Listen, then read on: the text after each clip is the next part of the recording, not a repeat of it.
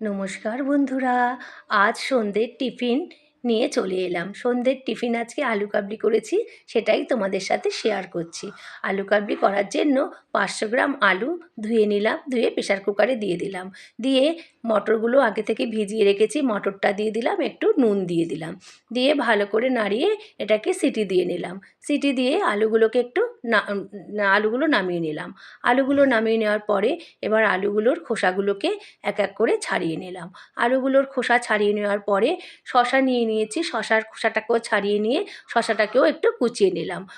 শশাটা কুচিয়ে নিয়ে পেঁয়াজ নিয়েছি, পেঁয়াজটাকেও কুচিয়ে নিলাম, পেঁয়াজটা কুচিয়ে নিয়ে কাঁচা লঙ্কা কুচিয়ে নিলাম, কাঁচা লঙ্কা কুচিয়ে নিয়ে টমেটো নিয়েছি, টমেটোটাকেও একটু কুচিয়ে নিলাম, টমেটোটাকে কুচিয়ে নিয়ে ধনেপাতাটা কুচিয়ে নিলাম, ধনেপাতা কুচিয়ে নিয়ে লেবুটাকে কেটে নিলাম। লেবুটাকে কেটে নিয়ে এবার আলুগুলো যেগুলো খোসা ছাড়িয়ে রেখেছি আলুগুলো এবার পিস পিস করে কেটে নিলাম।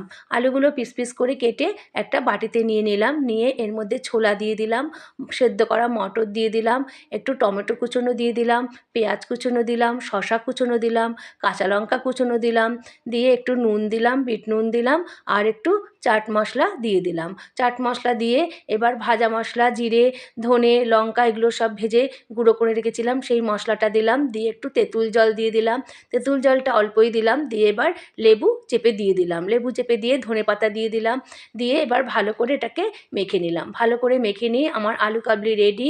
তোমরাও বাড়িতে এরকম করে দেখবে, খেতে খুব দারুণ লাগে। আর ভালো লাগলে লাইক, শেয়ার, কমেন্ট করতে ভুলো না।